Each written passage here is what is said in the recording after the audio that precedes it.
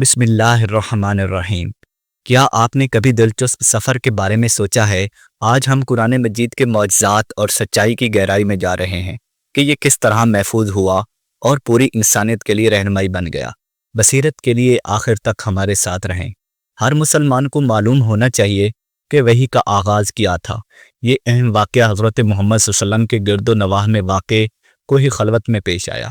آپ صلی اللہ علیہ وآلہ وسلم اپنی سچائی اور امانت داری کی وجہ سے مشہور ہونے سے پہلے بھی آپ صلی اللہ علیہ وسلم غار کی خاموشی میں غور و فکر کے لیے اکثر غار کی طرف اعتکاف کیا کرتے تھے، اور 40 سال کی عمر میں رمضان المبارک کے بابرکت مہینے میں ایک ایسی رات جو آپ صلی اللہ علیہ وسلم پر نازل ہوئی تھی، اس رات کو نبی پاک صلی اللہ علیہ وسلم کے نام سے بھی جانا جاتا ہے۔ مقدر میں وہ لمحہ تھا جب آسمانوں اور زمینوں کے درمیان اللہ سے ملاقات اور اس مقدس خلا کی خاموشی میں آسمانوں کا سفر ہوا۔ وہ وقت جب جبرائیل علیہ السلام آپ کے سامنے پہلی بار ظاہر ہوئے، جس سے نبی پاک صلی اللہ علیہ وسلم کے اندر خوف پیدا ہوا۔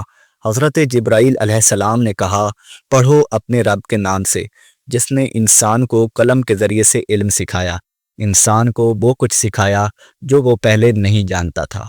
یہ وہ وقت تھا جب اللہ کا آخری پیغام انسانیت تک پہنچانے کی ذمہ داری آپ صلی اللہ علیہ وسلم کے سپرد کی جا رہی تھی۔ حضرت جبرائیل علیہ السلام نے آپ صلی اللہ علیہ وآلہ وسلم کو یہ بتایا تھا کہ آپ صلی اللہ علیہ وسلم اللہ کے برگزیدہ رسول ہیں، اور آپ کو اپنا مشن پورا کرنے کے لیے بہت زیادہ آزمائشوں کا سامنا کرنا پڑے گا۔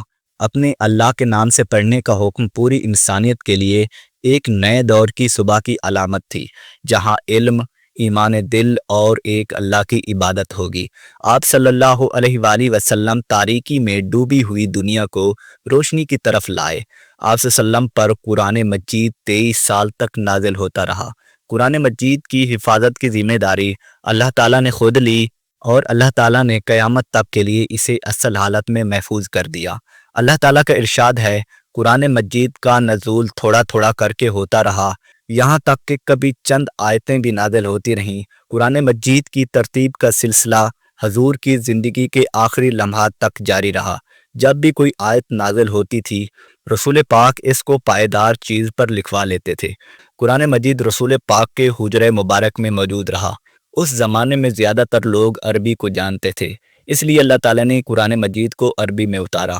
اللہ تعالیٰ نے پوری کائنات کو صرف انسانوں کے لیے بنایا اور انسانوں کو اپنی عبادت کے لیے بنایا، اور اللہ تعالیٰ نے قرآن مجید تمام نبیوں اور رسولوں کو اس لیے زمین پر بھیجا کہ جاؤ تم تمام انسانوں کو گائیڈ کرو کہ میں نے تمہیں صرف اپنی عبادت کے لیے بنایا ہے، لہذا تمہارے پاس صرف 2 ہی راستے ہیں، ایک میری طرف آتا ہے اور دوسرا برائی کی طرف جاتا ہے۔